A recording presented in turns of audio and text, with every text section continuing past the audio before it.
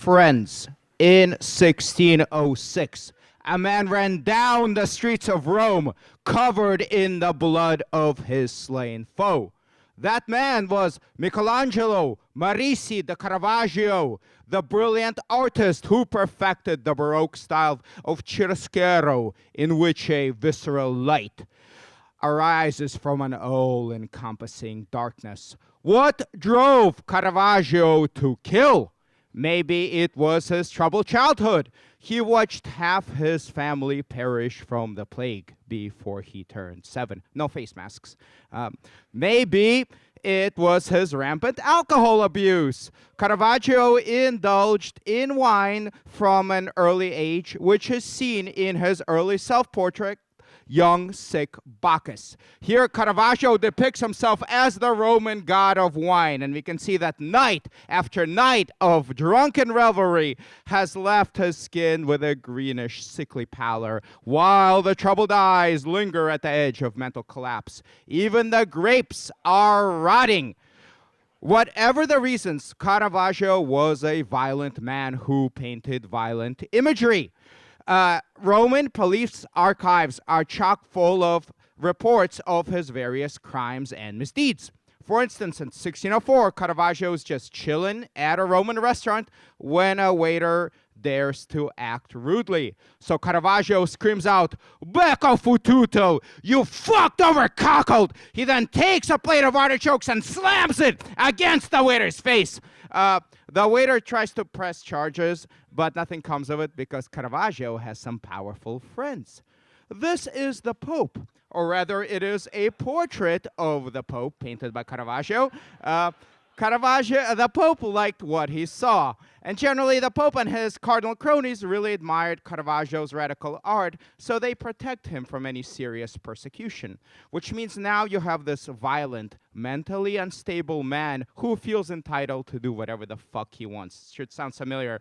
And he proceeds to do just that, with zero consequences whatsoever. In May of 1605, he is arrested at 3 in the morning for carrying an illegal sword and dagger. He tells the arrested officer to, quote, historical quote, "Stick it up your ass." We know this because we have this actual police record from the Roman archives. And if we look at just the lower left corner, we see a police sketch of his actual sword and dagger. And that shit looks sharp.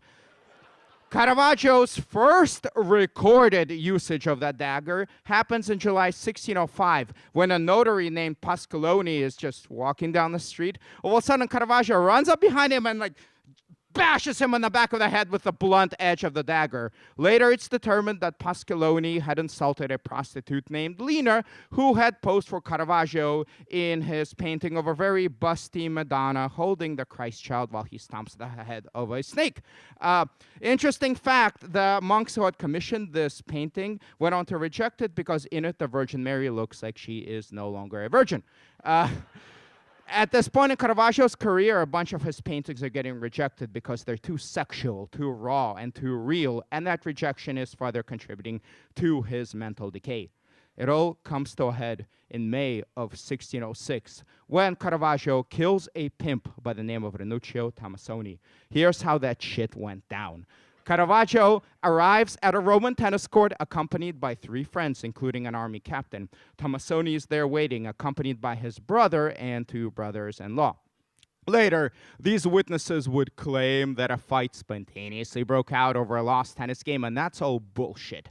We all really know what's going on here. These witnesses are seconds in a highly illegal duel to the death.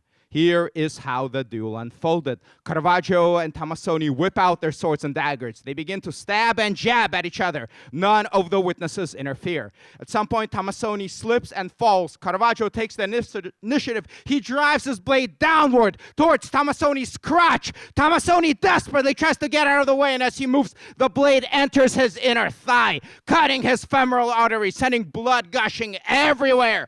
At this point, Tomassoni's brother can't take it anymore. He joins the fight. He hits Caravaggio in the head. Caravaggio's army friend enters the fight. It's a full-on brawl, punching and stabbing and madness. Caravaggio is wounded. He runs the fuck out of there, and Tomassoni quickly bleeds to death.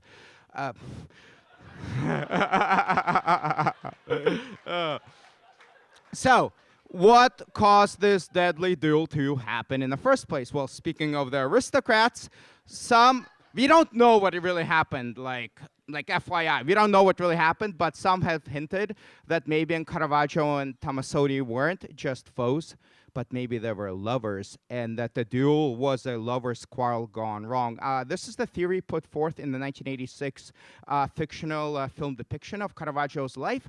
And fun fact, in the film, Tomassoni is portrayed by young Sean Bean in what would be the first of his many on-screen deaths. Uh, so, uh, so that Caravaggio killed his lover Tomassoni. Well, Caravaggio was believed to be gay or bisexual by many of his contemporaries. That belief arose primarily from a single radical painting by the artist, which he titled "Love Conquers All." Here, we have a painting of Cupid, but it's not your typical ethereal Cupid, oh no. This is a fleshy, sweating Cupid, whose grin pretty much signifies, hey, when are we gonna fuck? So, the painting is released to the public, and Rome begins to whisper. In fact, Caravaggio's artistic rival Baglioni goes on to parody the painting in his own inferior work titled Sacred and Profane Love. Here, a heavenly angel comes down and rescues Cupid from a sodomizing devil. And if we zoom in on the hideous devil's face, we see that it's a portrait of Caravaggio, the ultimate artistic burn. So, most historians believe that Caravaggio probably had physical affairs with men, but there is no evidence of him or Tomassoni ever being lovers. In fact, historical evidence points to the fact that the duel was probably held over a woman. Because you have to remember, Caravaggio was trying to stab Tomassoni in the groin. Now, according to Italian dueling tradition, when a man offends your honor, you cut his face. But when a man offends your woman's honor, you cut off his balls. Fellows in the audience, be careful whose honor you insult. So if the duel was held over a woman, who was that woman? The most likely candidate is the woman here, Filippo Melandrioni, pictured in Caravaggio's portrait, which he titled Portrait of a Courtesan. Filippo was a prostitute, and Tomassoni was her pimp. Caravaggio had painted his share of prostitutes before, but Filippo was different. She appears in his artwork over and over again. Here she is as Mary Magdalene. Here she is as St. Catherine holding a very sharp dagger. And here she is cutting a dude's head off as he screams in horror.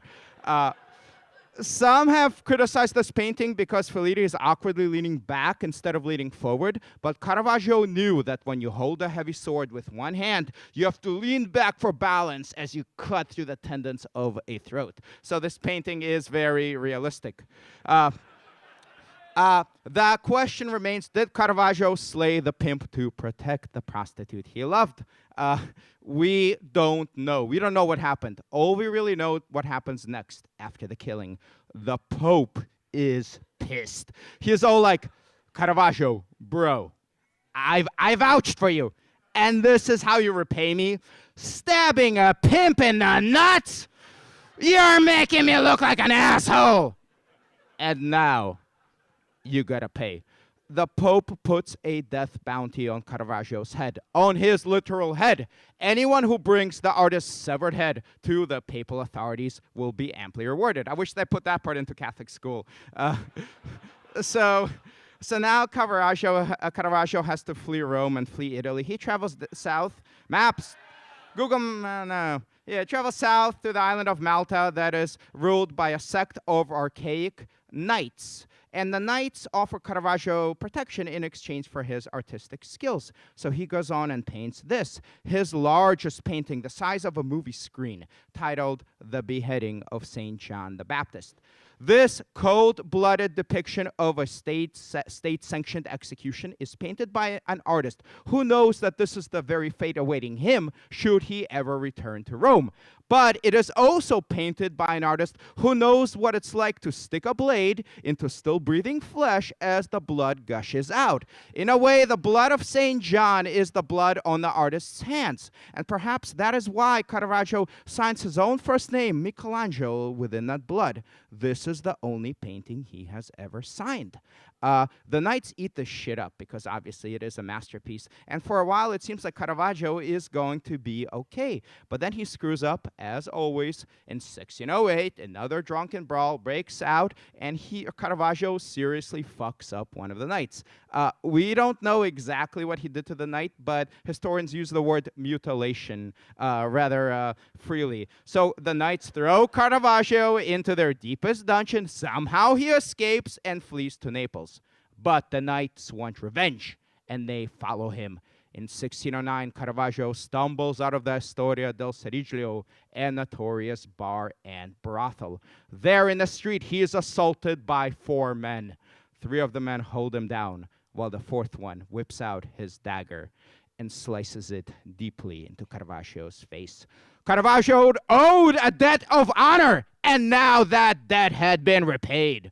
So at this point, the artist is mutilated. He is hunted by bounty hunters. He is scared, and he wants to go home to Rome, but he can't because the Pope wants his head. So the artist decides to give the Pope exactly what he wants: Caravaggio's head, and he paints this, his great masterpiece, his great masterpiece, David and Goliath. Here you see a sullen David hold up the severed head of the villainous Goliath. And when we zoom in on the head, we see that it is Caravaggio's self-portrait. This is the self-portrait of a broken, penitent man who's sorry for the terrible shit that he's done and wants forgiveness. Now, the Pope, when he finally sees this painting, he likes what he sees. And when he looks closely at David's sword, really zooms in on there, he can barely make out the letters HASOS, which stand for Humilitas Occidit Superbium. Humility kills pride. Even the painting's Easter egg is an apology. And the Pope goes, "Okay, Caravaggio, you're a killer and an asshole, but you're a damn fine artist. Come to Papa. You got your pardon. Come on back to Rome." And Caravaggio is elated to hear this news, and he packs his bags for his journey home from Naples to Rome, and he never makes it. To this day, we don't know who or what killed the artist. Some say it was syphilis. Others say lead from his lead paints. Others say the knights got to him, or that Tomassoni's brother had his revenge. We don't know what happened. One popular story is that Caravaggio is about to board a ship when he is detained by the 17th century equivalent of the TSA. There were always assholes like this. By the time he is released, the ship is just taken off without him, and it has all his luggage and paintings and worldly possessions. So he's running after it down the beach, desperately trying to catch up, when he falls into the sand and dies like a dog. This is probably not what happened, but it makes for a good story. All we really know is that Caravaggio is dead at the age of 38. His short and brutish life is over. But over the course of that short life, he painted masterpieces which forever altered the art world. His cinematic use of lighting and visceral imagery continues to influence visual media to this day, up to and including the films of Martin Scorsese. Yet, Caravaggio is much more than a painter of cinematic violent imagery. He is a religious painter and also a sinner. And as a sinner, he understood that sin, perversely enough, can lead to salvation. You can see this in his most hopeful painting, The Calling of St. Matthew. Here, Jesus Christ marches into a basement full of sinners and points at St. Matthew going, "You!" And St. Matthew is all like, "Me? Yes, you! You sinner! You wretch! You motherfucker! Get up off your ass and be redeemed!" More than anything, Caravaggio wanted that redemption for acts that some might say are irredeemable. And in a way, he was redeemed. If not by the grace of God, then by the grace of his immortal art, which 4 centuries later continues